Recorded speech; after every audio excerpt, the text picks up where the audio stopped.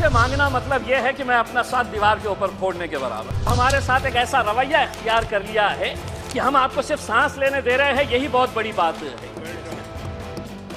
इसीलिए मैं आपसे रिजर्वेशन कैसे मांग सकता हूं? आपको यह मानकर चलना पड़ेगा कि मुसलमान भी इस देश का एक बहुत बड़ा हिस्सा है, उसके साथ भी इंसाफ होना चाहिए। जरांगे पाटिल का हम सम्मान करते हैं कि एक सामान्य छोटे से गांव का एक आदमी ने पूरे महाराष्ट्र की सरकार की नाक में दम कर दिया कि मेरे समाज के साथ नाइंसाफी हो रही है, उसको इंसाफ मिलना चाहिए।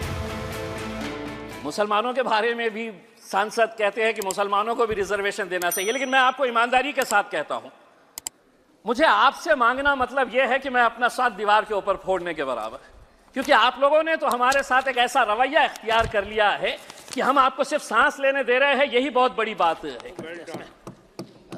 इसीलिए मैं आपसे रिजर्वेशन कैसे मांग सकता हूं? लेकिन अगर इस मुल्क को तरक्की करना है, इस देश को तरक्की करना है, तो आपको यह मानकर चलना पड़ेगा कि मुसलमान भी इस देश का एक बहुत बड़ा हिस्सा है, उसके साथ भी इंसाफ होना चाहिए। तो अगर आप सभी समाजों को साथ में लेकर जाएंगे जी। राणे साहब, जिस्म का एक हिस्सा अगर कमजोर हो गया तो वो ताकतवर जिस्म नहीं कहलाता है, वो अपाहिज हो जाता है, वो हैंडीकैप हो जाता है।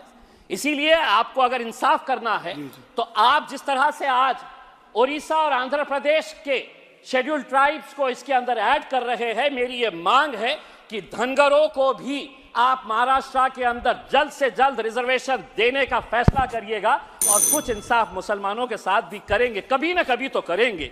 एक ना एक दिन आपको यह एहसास होगा कि नहीं, ये भी मेरा एक भाई है, इसके साथ भी इंसाफ होना चाहिए। आप ये भी अच्छी तरह से जानते हैं कि धनगर और धनगढ़ एक ही है।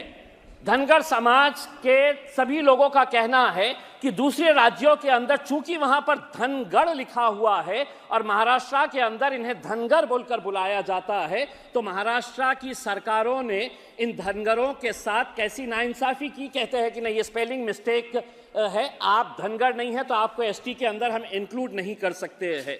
राणे साहब, आप भी अच्छी तरह से जानते हैं मराठाओं को रिजर्वेशन मिलना चाहिए, किसी ने भी उसका विरोध नहीं किया है।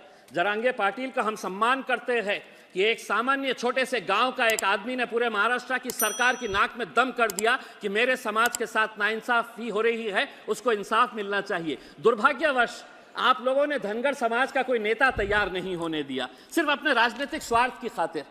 धनगरों की आबादी कितनी है? धनगरों की 45 जमातें जो है, ट्राइबल जो है, वो महाराष्ट्र के अंदर है, लेकिन उनका पॉपुलेशन कितना है अगर पूछेंगे तो कोई नहीं बताएगा।